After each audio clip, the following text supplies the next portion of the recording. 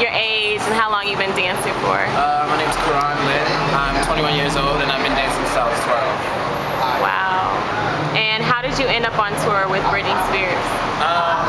Actually, I'm dancing for Christina DeBar. Oh, Christina. So it was just a basic audition. Well, not basic, it was actually a lot of people there. And it was only supposed to be 2 guys and they added 4 and I was one of the original 2. And they added 2 more, so now it's 4 guys touring around with her. We're opening up for Britney on the circus tour, so it's pretty fun. Where do you live? I'm from New York, but I live in LA now. Okay. And how long are you going to be on tour for?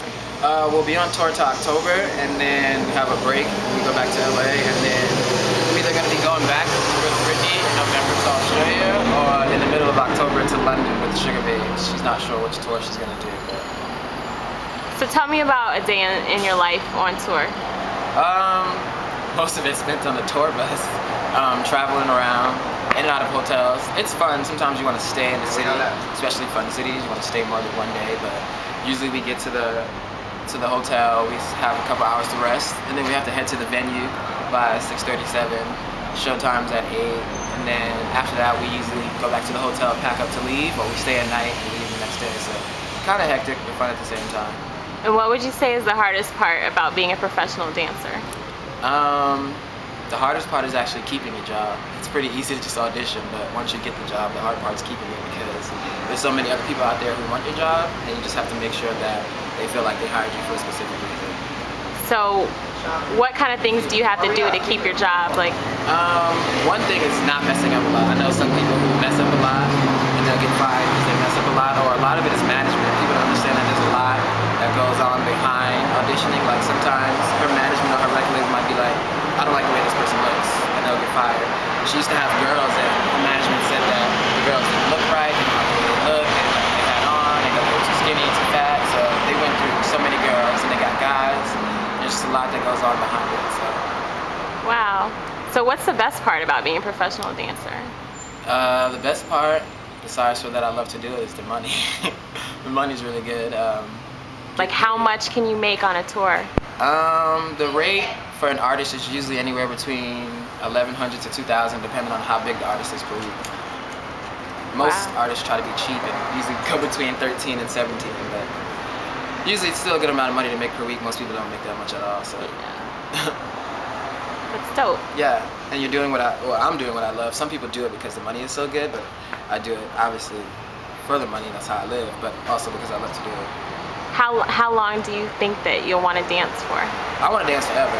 I mean, even if I can't physically dance because I'm too old, I do want to eventually own my own dance studio, so I still want to be in the world somehow. So your ultimate goal is to have your own studio? Yes, my ultimate goal is to definitely have my own studio. That's what I want to do.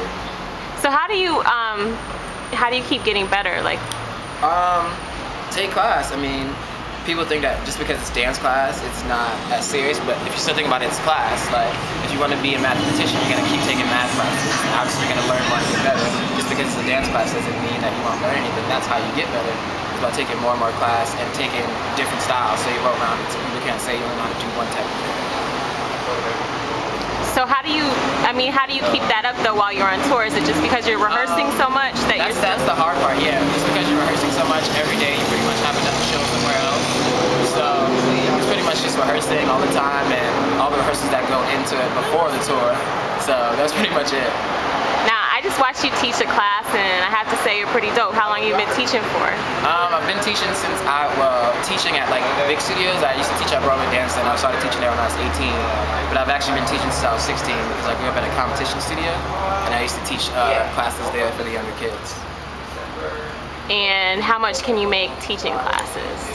Depends on where you go. If you do a master class, it's different rates, different cities, depending on how many people show up, what they want to give you, how well you're known in the industry. But most places like Millennium and BDC pay per head. You get a certain like $5 per person, whoever comes or whatever. So basically, you're actually the person who decides how much you make is how popular your class is, how good you are, how well you promote it, stuff like that. So, I mean, I make pretty good money teaching. I can pay my rent from it. So. That's dope. Okay, thank you so much. You're welcome. Is there anything you want people to know about being a dancer? I would just say never give up. There's a lot of people in the industry who will try to bring you down. So no matter what, if you want to do it and you love to do it, just keep trying, keep fighting, and I guarantee you that it will work.